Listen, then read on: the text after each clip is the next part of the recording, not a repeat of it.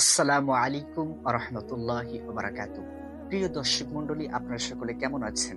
আলহামদুলিল্লাহ, আলহামদুলিল্লাহ।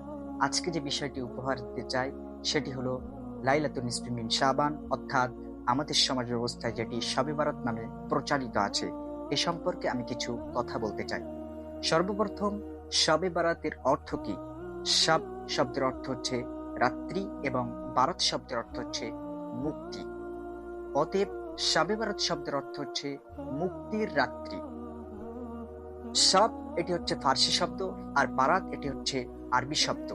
একটি ফার্সি শব্দ, একটি আরবি শব্দ সহযোগে সংমিশ্রণে কখনো একটি আরবি নাম হতে পারে না। পবিত্র আল কোরআনুল কারীম এবং হাদিস সমূহের মধ্যে এমন কোনো তথ্য পাওয়া যায় না। হাদিসের মধ্যে যেটি উল্লেখিত হয়েছে সেটি হলো লাইলাতুন নিসফি মিন শাবান। অতএব প্রত্যেক মুসলিম ভাই, প্রত্যেক মুসলিম বোনের উচিত হলো আমাদের লাইলাতুন নিসফি মিন শাবান এটি ব্যবহার করা এবং শবে বরাত শব্দ পরিত্যাগ এবং পরিহার করা, বর্জন করা। আসুন, এই শাবান মাসের কি ফজিলাত। শাবান মাস অতি একটি গুরুত্বপূর্ণ এবং মহামান্বিত মাস। এ মাস মাহে রমাজানুল মুবারাকের খুশবার্তা বিশ্ববাসীকে দিয়ে দেয়।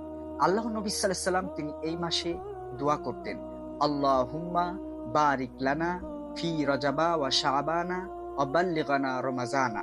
হে আল্লাহ, তুমি আমাকে রজব এবং শাবান মাসে বরকত নাজিল করুন এবং আমাদেরকে মাহে রমাজান মুবারক পর্যন্ত পৌঁছে দিন, যাতে আমরা মাহে রমাজানুল মুবারকের অফুরন্ত রহমত বরকত হাসিল করে নিজেদেরকে ধন্য করতে পারি।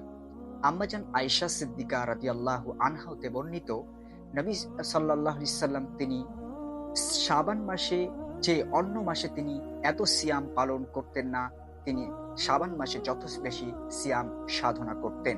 প্রিয় ভাই এবং বোন, কোন কোন হাদিসে এমনটাও আছে যে আল্লাহ সুবহানাহু ওয়া তাআলার নিকটে মানুষের বার্ষিক আমলের রিপোর্ট পেশ করা হচ্ছে শাবান মাসে।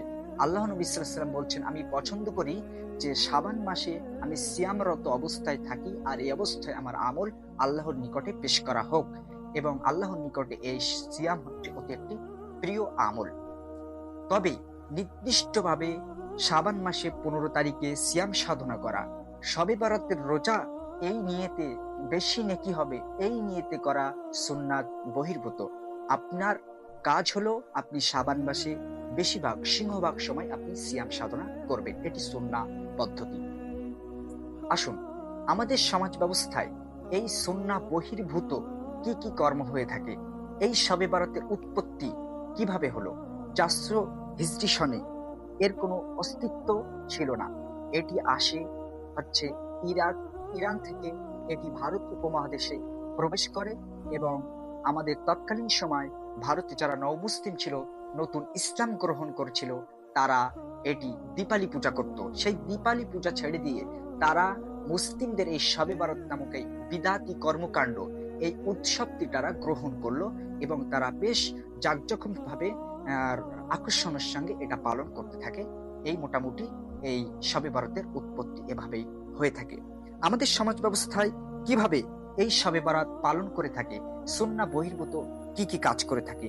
সন্ধ্যা হলে নারী পুরুষের গোসল করা, নতুন পোশাক পরিধান করা, মসজিদকে আলোকসজ্জায় সজ্জিত করা, পটকা ফোটানো, আতশবাজি করা, বাজি ফোটানো, বোম ফাটানো, আপনার খাওয়া দাওয়া বিতরণ, হালুয়া রুটি নিজে খাওয়া, প্রতিবেশীকে বিতরণ করা ইত্যাদি।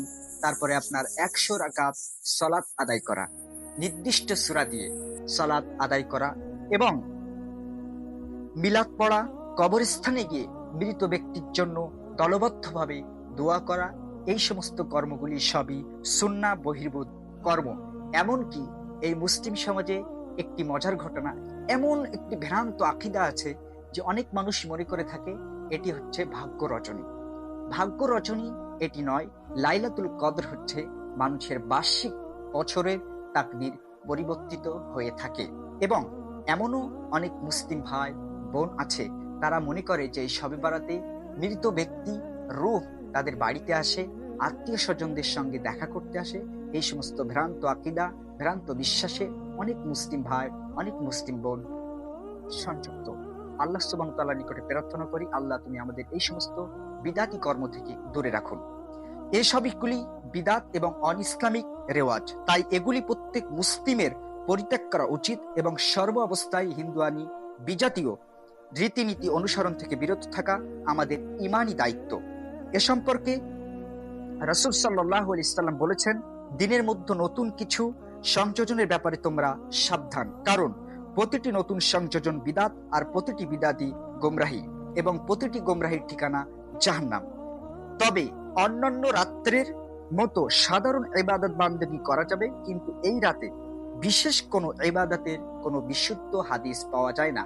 আল্লাহ সুবহানাহু ওয়া তাআলার নিকটে প্রার্থনা করি, আল্লাহ তুমি আমাদের সকলকে শাবান মাসে সুন্নাত ভিত্তিক আমল এবং বিদাত থেকে দূরে থাকার, বিরত থাকার তৌফিক দান করুন। আমিন। ওয়া আখির দাওয়ানা আলহামদুলিল্লাহি রাব্বিল আলামিন। আসসালামু আলাইকুম ওয়া রাহমাতুল্লাহি ওয়া বারাকাতুহু।